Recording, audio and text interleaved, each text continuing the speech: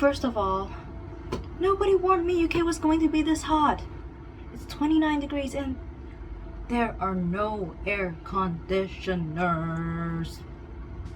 So if you're wondering why my hair is moving like this, is it possessed? No, it's because I have a fan right here. It's so hot. If you're wondering what is essential to living, is it love? Is it water? Is it air? No, it's a fan. It's a fan if you live in the UK.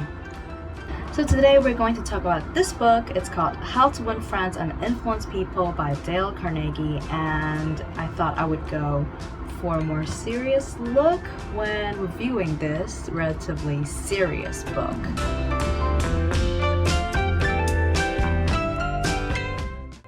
The book is divided into 4 parts, and the first part is fundamental techniques in handling people.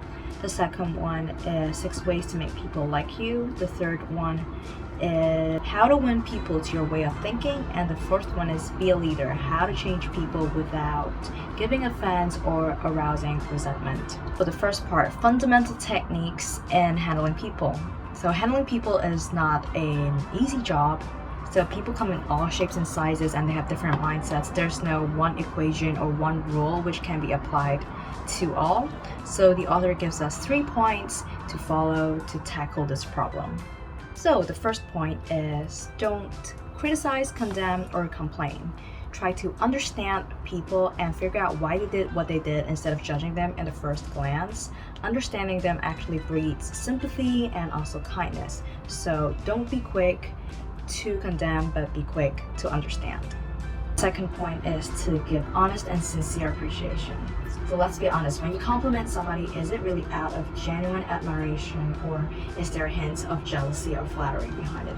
No matter how hard you want to give a genuine compliment, usually comparisons get in the way and injects the element of jealousy or flattery. So the author tries to point out that no matter how top-notch you are, every person you meet in your life will be superior than you in some way, and you have to learn from them. You have to learn from that trait and admire these qualities and be hearty in your approbation.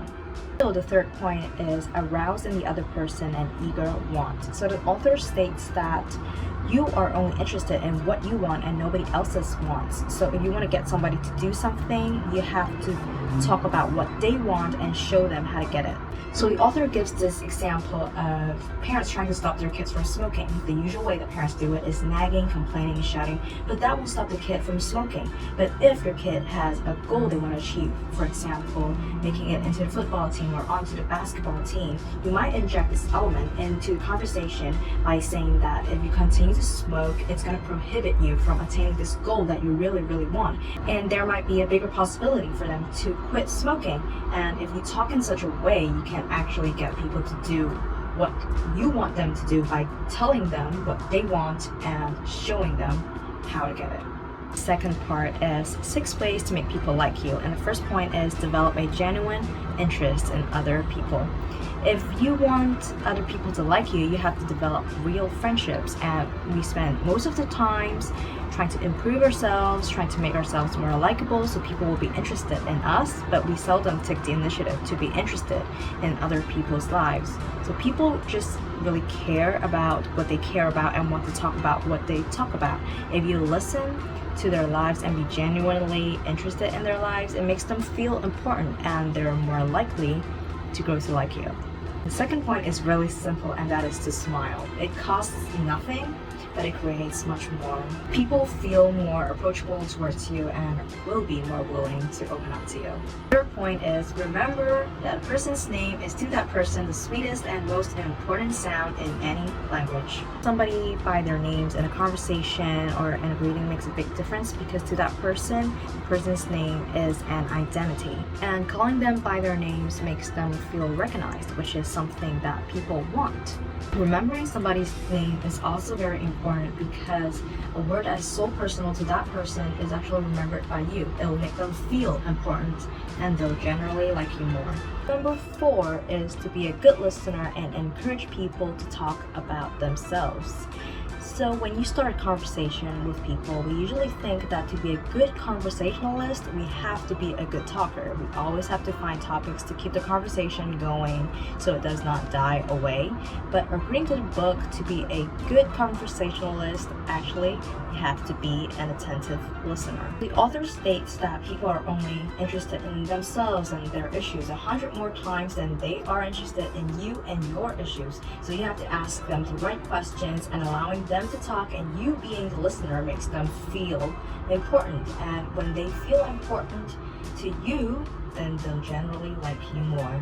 5 is to talk in terms of the other person's interests. So making the conversation revolve around the person's interests actually makes them feel important because they're talking about issues they care about and not listening to the issues that you care about. It makes them feel important and treasured by you, and they'll more likely open up towards you and get closer to you.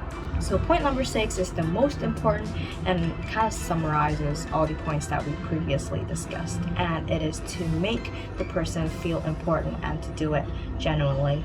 So you have to call them by their name, be genuinely interested in their lives, allow them to talk about things that they care about, and you be the attentive speaker. All these actions shows the person that they are important and unique, and they're important to you.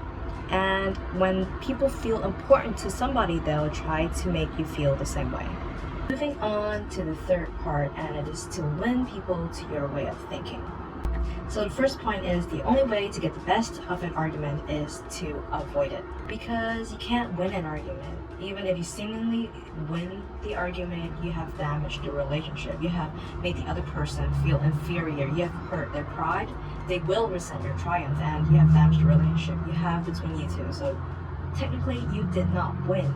So when a person starts yelling or tries to initiate an argument, the best thing you can do is try to listen and try to understand them. So the second point is to show respect for the other person's opinions and never tell them that you are wrong, because humans are self-centered animals and they always want to be right. So by telling them that they are wrong will cause them to construct this defensive shield over themselves, and they will never agree with what you say. So if you want them to agree with what you say, you can't use this aggressive, you're wrong attitude towards them. You have to be diplomatic in your conversations. Point number 3 is, if you're wrong, admit it quickly and emphatically. Humans, and we all make mistakes, and some people think that by admitting you're wrong, you're kind of losing face or you're inferior to the others, but that is not the case. If you know that you're wrong and you still try to defend yourself, that may give people a bad impression of you. There is an old proverb saying that by fighting you never get enough, but by yielding you get more than you expected. The fourth point is to begin in a friendly way. So if you come at a person with a hostile manner or an angry attitude, you might have a fine time unloading your feelings, but the person on the receiving end of it won't feel pleasure, and they won't feel important, they won't feel happy, and if you want to get them to agree with you, you don't stand a chance. So you have to approach them with a friendly manner, and you have to make them feel welcome. Point number 5 is to get the other person to say yes, yes immediately. So don't start the conversation with topics that you differ, but try to emphasize the points on things you agree on. Try to make the other person believe that the things you're striving for are the same. Point number 6 is similar to the ones we previously discussed, and it is to let the other person do the great deal of the talking, and you try to be the attentive listener yourself and try to refrain from talking about your issues and your points of view unless they ask you. So point number 7 is to let the other person feel that the idea is from him or her. So people have faith and also value the ideas that they discover themselves more than ideas that were handed to them. So don't ram your opinions down people's throats. Instead, give them suggestions and let them figure out the conclusion themselves. Number 8 is try honestly to see things in the other person's point of view. So this is similar to the previous points we discussed, and that is don't condemn people. Try to put yourself in their shoes and be empathetic about their actions.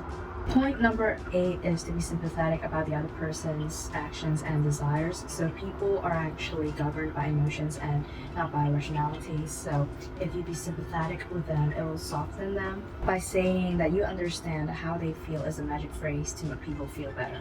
Number 10 is to appeal to the nobler motives, and it is to assume people are good and honest and treat them with respect. Number 11 is to dramatize your ideas. So the author states here the importance of showmanship. Truth is not enough. You need to exaggerate it and make it more vivid to attract attention.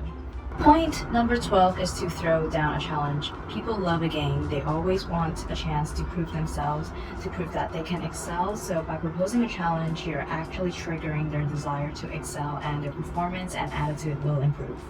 Moving on to the fourth part, and it's how to be a leader, how to change people without giving offense or arousing resentment. And the points here are pretty much similar to the ones that we previously discussed. So here it says point 1 is begin with praise and honest appreciation, which we talked about. Number 2 is call attention to people's mistakes indirectly, because nobody likes to hear that they are wrong.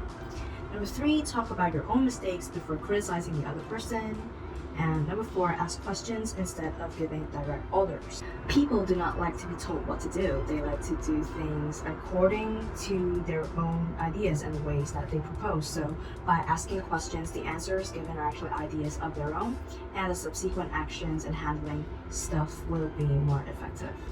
Point number 5 is to let the other person save face. So even if you're totally right and the other person is totally wrong, you only destroy ego when you try to make them lose face. You will resent your triumph and continue to believe that they are right. So the way to correct a person's actions is not making them lose face, but you have to be diplomatic in your ways of speaking.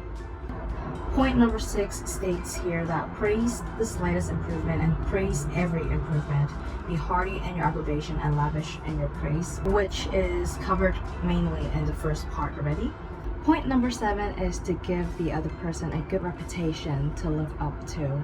By establishing a good reputation for that person will want to live up to this good reputation and make it intact. And this is a very efficient way in seeing or trying to make a person change their behavior. So moving on to the last 2 points. So point number 8 is to use encouragement, make the fault seem easy to correct. And number 9 is to make the other person happy about doing the thing you suggest. These points are relatively similar to the points that we previously discussed about making the person feel important, making them feel happy, making them feel like it's their own idea, to kind of fuel them to be a better employee or a better person. So this book gives a lot of examples to persuade you why the points given are valid, and it is actually quite persuasive given that many famous examples or famous people's quotes are used in this book. If you want to become a better person, or if you want to make more friends, then this book is quite a good book for you to read. But I think some of the points here are quite repetitive, as you can see in my summary that I keep on mentioning that most of the points are similar to the ones that we previously discussed. So I would give this book a 4-star review, and you can go check it out. It's a really famous book, and you can see it says here, the international pioneer of personal skills development, and over 16 million copies sold. So I think you can easily find a copy of this in any bookstore around the world. If you liked the video, don't forget to give it a thumbs up and subscribe to my channel for more book reviews and summaries and chaotic mess. So I'll see you all in the next video. Bye!